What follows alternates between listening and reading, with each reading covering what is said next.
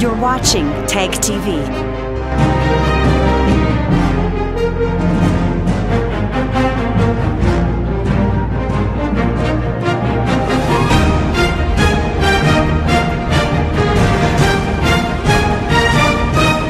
You're watching TAG TV.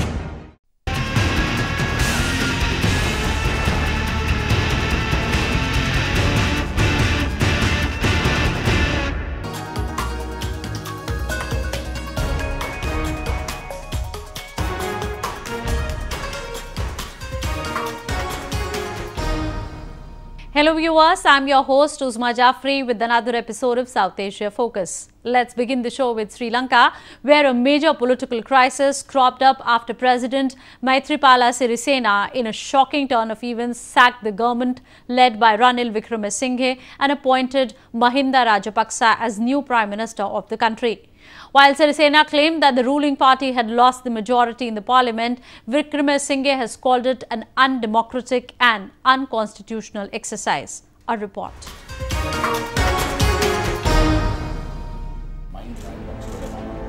Ever since October 27, when the country woke up to a new Prime Minister, there has been a severe political crisis in the island nation.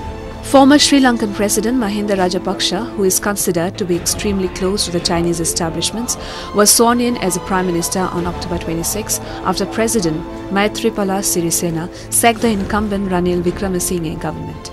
While Sirisena justified his move saying it was motivated by a plot to kill him and by economic collapse, Wickremesinghe maintained that the move was illegal, saying he was still the Prime Minister and had the support of a majority of lawmakers. I am the Prime Minister under Article 42 of the Constitution in accordance with the 19th Amendment. There was a motion of no confidence against me in Parliament. It was defeated. A majority voted against it, showing that they had confidence in me. That situation has not changed. Since I have a majority, I remain as the Prime Minister and I will function as the Prime Minister. නව රජයට මහින්ද රාජපක්ෂ මහතුමා අගමැති වශයෙන් පත් කළ මේ රටේ සියලු දේශපාලන පක්ෂ මේ රටේ සියලු රාජ්‍ය නිලධාරීන් සියලු ආගමික පූජකතුමන්ලා මේ රටේ සමස්ත පුරවැසියන්ගෙන් මා ඊටාම ගෞරවයෙන් ඉල්ලීමක් කරනවා සමගියේ ශක්තියෙන් සහෝදරත්වයේ බැඳීමෙන් මිත්‍රත්වයේ ඒ මහා යෝධ හස්තෙන් අපි මේ රට කොට ගන්න සියලු දෙනා එකට එකතු වෙමු. As soon as Rajapaksa was sworn in, Sirisena dissolved the parliament. Wickremesinghe continuously maintained that he had the required majority in the parliament. His claim was proven right to an extent when the no-confidence motion against him was defeated. The drama evoked severe protest in the Indian Ocean country, where people gathered in thousands in support of the ousted Prime Minister. More than 10,000 protesting supporters of Ranil Wickremesinghe brought parts of capital Colombo to a standstill. Thousands of protesters gathered near Wickremesinghe residence to hear him speak, holding signs demanding Sirisena to preserve democracy.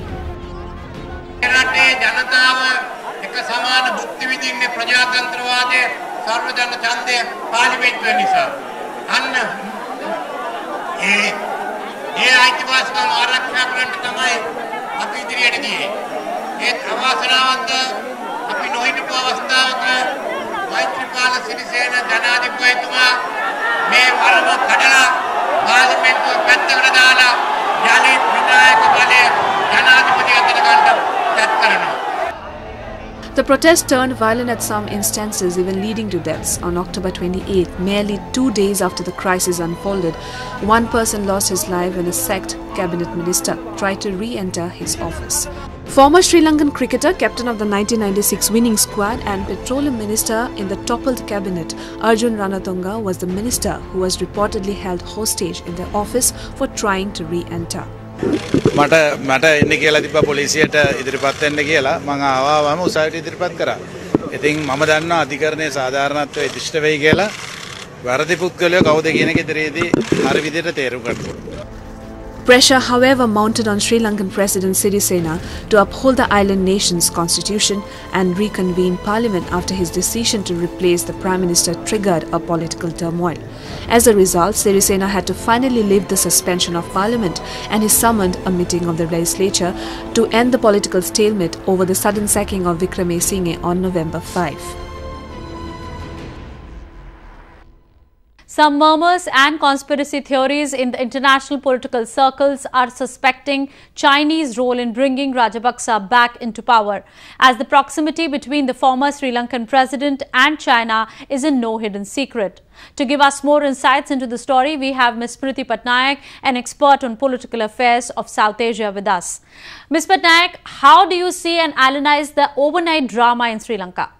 I think it is shocking and unexpected. And though everybody knew that there is bitterness between President Sirisena and Prime Minister Ranil Wickremesinghe, and they have differences of opinion of many of the issues that is confronting the country, but such kind of which I would term it as a constitutional coup was definitely not expected.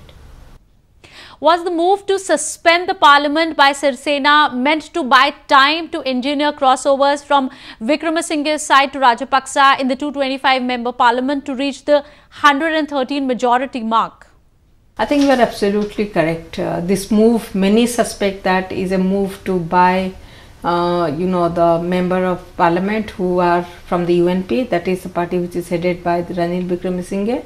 Though it is very much true that within the UNP there are dissatisfaction, and many people feel that Prime Minister Ranil Wickremesinghe actually has functions in a very arbitrary manner, and there has been tussle within the party to as far as the leadership is concerned. But if you look at the no trust vote which he passed in the parliament, actually demonstrated that the party, in spite of the differences of opinion between the senior leaders of the UNP, the party remains united. Thank you, Ms. Patnaik. Moving on to Pakistan, where a number of radical Islamist parties are out on the streets protesting the acquittal of Asia Bibi, a Christian woman who was accused of making derogatory remarks about Islam after neighbors objected to her drinking water from their glass because she was not a Muslim. However, a 3-judge panel set up to hear the appeal ruled that evidence was insufficient for her conviction. We have a report.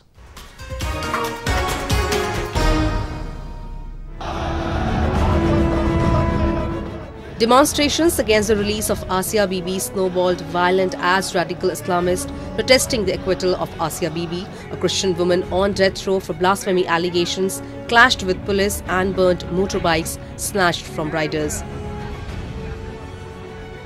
Shouting, "Beheading is the only remedy for a blasphemer, countless curse on Asia.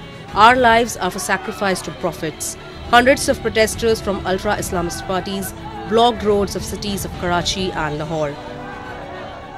Supreme court of Pakistan ने एक तरफा जो फैसला किया है आसिया मौलाना की रिहाई का, हम इसे किसी कीमत पर कबूल नहीं करते। हम सुप्रीम कोर्ट ऑफ पाकिस्तान से ये दरख्वास्त करते हैं कि वह अपने इस फैसले पर नज़र-ए-सानी करें और इसी तरीके से लार्जर बेंच तश्कील दिया जाए और शरीयत अपीलेट बेंच तश्कील दिया जाए, जिससे इस केस को दोबारा समाअत फरमाया जाए और आसिया मौलाना को उसी तरीके से करार वाक़ई सज़ा दी जाए जो हाई कोर्ट, लोअर कोर्ट और इस तरीके से अदालतों ने दी है। Top leadership of Tehreek-e-Labbaik, the party which was founded to support the blasphemy laws and has paralyzed various cities since the acquittal of Bibi, called for the death of Saqib Nisar, the Chief Justice and the 2 other judges on the panel. It has also sought the ouster of Khan's new government and demanded the immediate sacking of the army chief Qamar Javed Bajwa. Meanwhile, Pakistan's Prime Minister Imran Khan issued a warning to the religious right that any prolonged blockade of streets would be met with action. मैं इन अनासर को appeal करता हूं कि रियासत से ना टकराना। मैं आपको ये अपील करता हूं कि इस मुल्क की खातिर जो कि मुश्किल बुरात से निकल रहा है और अल्लाह का शुक्र है आगे अच्छा वक्त आ रहा है, आप अपनी सियासत चमकाने के लिए, अपने वोट बैंक के लिए इस मुल्क को नुकसान ना पहुंचाएं।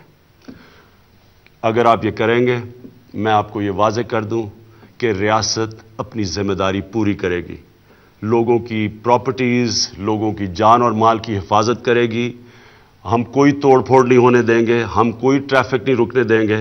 मैं आपको अपील करता हूं कि रियासत को उधर तक ना लेके जाएं, वो मजबूर हो जाएं एक्शन लेने के लिए। Ever since the case touched the international prominence, international organization had been scaling up pressure on Pakistan government and had compelled judiciary to carry out a fair trial in the case. Immediately after the release of Bibi, the lawyers of complainants said that they were looking for all the options available to continue the case. However, in reality, they have exhausted all.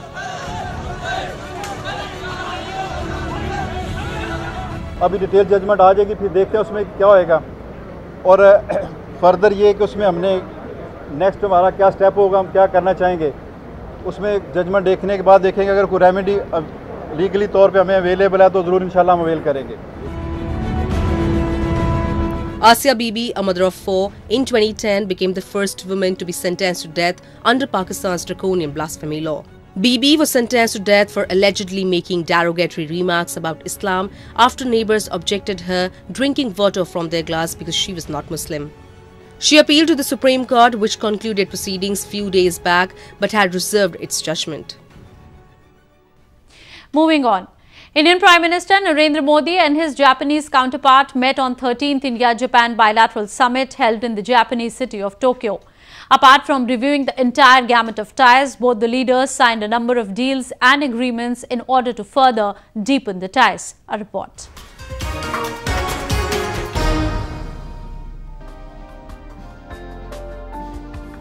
In a bid to deepen the strategic ties and develop a synergy across various fields between the two countries, including economy and security, Prime Minister of India Narendra Modi and Japan Shinzo Abe met in Tokyo for the 13th Indo-Japan Bilateral Summit.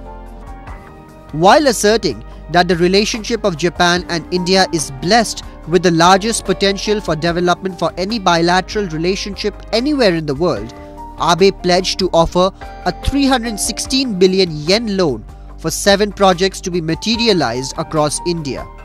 Modi and Abe said that they would begin regular talks between their foreign and defense ministers and committed to extending cooperation in areas ranging from agriculture and digital technology to investment in Indian rail projects and infrastructure. 閣僚級2+2を新たに立ち上げます。防衛分野では日印間で陸海空の交流を強化します。さらなる防衛協力の円滑化と進化のため、日印物品、役務、相互提供協定の交渉開始で一致しました。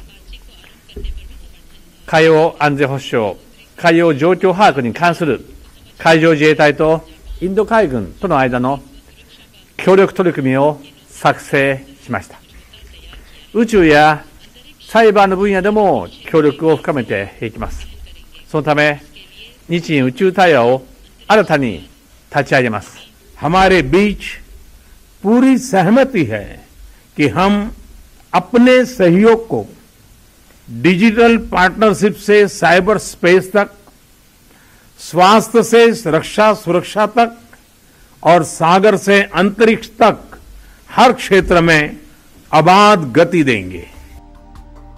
Both asserted that they would conclude a $75 billion bilateral currency swap agreement and welcomed an agreement to deepen cooperation between their two navies.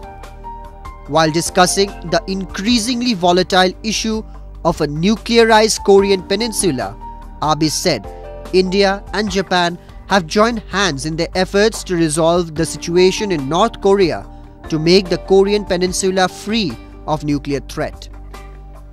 Modi held meetings with business leaders and venture capitalists in Tokyo and invited Japan businesses to speed up and exploit investment in his country and further strengthen economic ties between the two Asian giants. मैं आप सभी को भारत में निवेश की गति बढ़ाने के लिए भी आमंत्रित करना चाहता हूं। मैं आपको आश्वस्त करता हूं कि जापान और भारत के बीच व्यापारिक रिश्तों को और मजबूत करने के लिए आपकी हर संभव मदद की जाएगी। India has been taking significant steps in improving the business atmosphere in the country and has been successful in attracting huge investments owing to lenient regulations. In a boost to the government, the country jumped 23 ranks to reach at the 77th spot in the World Bank Index of Ease of Doing Business. Ties between India and Japan have blossomed as Modi and Japanese Prime Minister Shinzo Abe increasingly see eye to eye in countering growing Chinese assertiveness across Asia. Japanese investment into India has surged in areas ranging from automotives to infrastructure in the remote northeast, making Tokyo its third largest foreign direct investor. Moving on. Bangladesh and Myanmar have agreed to begin the repatriation process of Rohingya refugees by mid-November. Both the countries have said that the hundreds of thousands of refugees who fled their homes last year owing to violence will be sent back through a systematic process. While many have applauded the decision, many others, including United Nations, have raised apprehensions citing the atmosphere in the country not conducive for a safe, dignified and voluntary return. A report.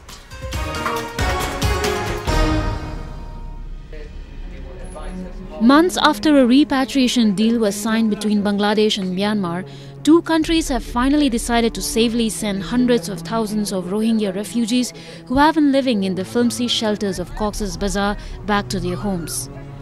The two countries had earlier signed a deal in the month of November in which repatriation was to begin in 2 months. However, it could not materialize owing to multiple bottlenecks, including absence of systematic process and reluctance of Rohingya to return, citing a hostile atmosphere. We are looking forward to start the repatriation by mid-November. Next month. Next month. Yes. Mid-November. It is the first group. First phase, we call it. Yes. And just a minute. No. You also know that the two joint members of the two joint working group will be going together to Cox's Bazar to meet Rohingya populations. There they will also try and encourage those people who have left northern Rakhine as to go back in safety and security. And then we came up with the very concrete results on the commencement of the repatriation. More than 700,000 Rohingya refugees crossed from the west of mostly Buddhist Myanmar into Bangladesh from August last year, when Rohingya insurgent attacks on the Myanmar security forces triggered a sweeping military response. Various right groups and the United Nations Office of the High Commissioner for Refugees, however, are not convinced with the proposed exercise, as they believe that the conditions in Myanmar are still not favorable for Rohingya to repatriate. We still face restrictions in terms of access for the aid agencies, for the media, for other independent observers, and at the same time there are still a number of Rohingya refugees who are arriving into Bangladesh. Since January this year alone, another 14,000 have crossed the border and have entered Bangladesh. The conditions on the ground right now are not conducive for the safe, dignified and voluntary return of refugees. Rohingya and other Muslims in 3 townships suffer hardship and economic vulnerability due to restrictions on their movement, and the prevailing sentiment is fear and mistrust. Refugees in Bangladesh have also expressed their apprehensions returning to their land, as Myanmar doesn't consider the Rohingya a native ethnic group. Many in the Buddhist majority country call the Rohingya Bengalis, suggesting they belong to Bangladesh. But we don't believe the Myanmar government, because they are saying one thing and doing another thing. Every time, every day, every seconds, they're lying. So we don't believe the Myanmar government. We need the international protection. And also another thing is they are lying about our ethnicity. They call us as a Bengali, but we don't Bengali, never.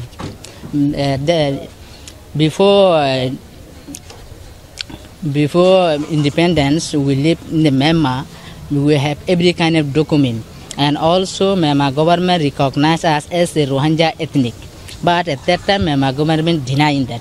If Myanmar government do not restore us as the Rohingya ethnicity, we do not go back in our original homeland. Rohingya, not Bengali. Yes, Rohingya, not Bengali. Yes. UNHCR has completed 2 phases of assessment in Rakhine State but has failed to capture the exact reality of the situation as it has been given only a limited access. It says the necessary safeguards are absent in the region and the restrictions have only grown of late. Rohingya are still crossing the border into Bangladesh with nearly 14,000 arriving this year, according to UNHCR. Moving on to Afghanistan, where insurgent group Taliban continue to carry out attacks even after the much-awaited parliamentary elections were finally held in the war-torn country. Suicide bombings and blasts have worsened the security situation in the country as extremist groups continue to unleash mayhem in the country. A report.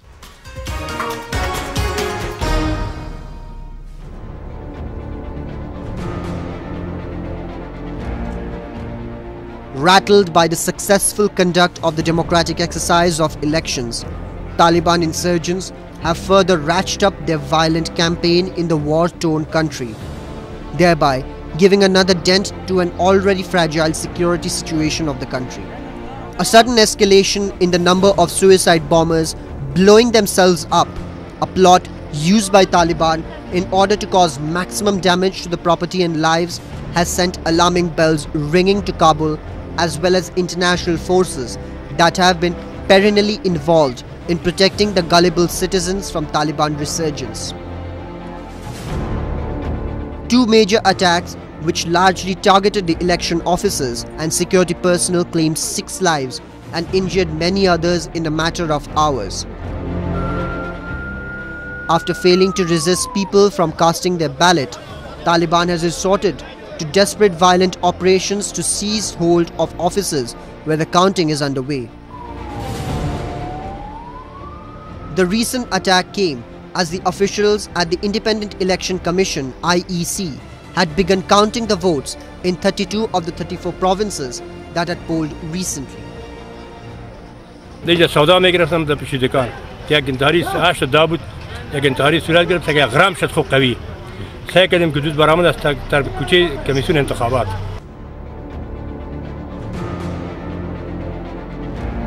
However, the security situation in Afghanistan has not deteriorated only after the elections.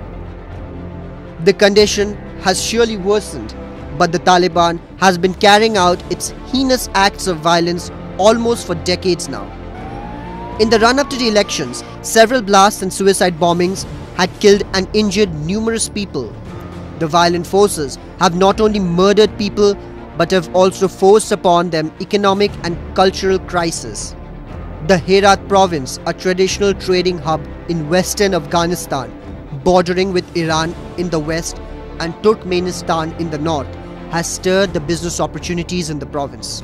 The Taliban group and the extremist group who were entrenched in Badghis province in Herat's north and Farah province in its south have caused increasing trouble, forcing many companies to withdraw from Herat. تا طرف افغانستان شرکت پروژه بسته شد، یک اینجا کار خود کم کردن و او پرسونل که اینجا کار میکردن اونا معاش داشتن، خانه به کرا گرفته بودن، اونا مصرف میکردن، این کلش سر بازار اقتصاد تاثیر خوب داشت.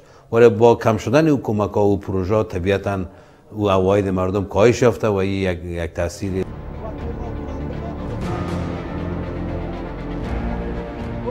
The security crisis in Afghanistan refuses to die down as the Taliban and extremist groups who enjoy the backing of Pakistan continue their acts of terror in the country. The leadership has accused Islamabad time and again of nurturing terrorists on its soil. Now I leave you with some images of the gigantic Statue of Unity, now the tallest statue of the world, unveiled by Indian Prime Minister Narendra Modi in Narmada district of Indian state of Gujarat. Goodbye and take care.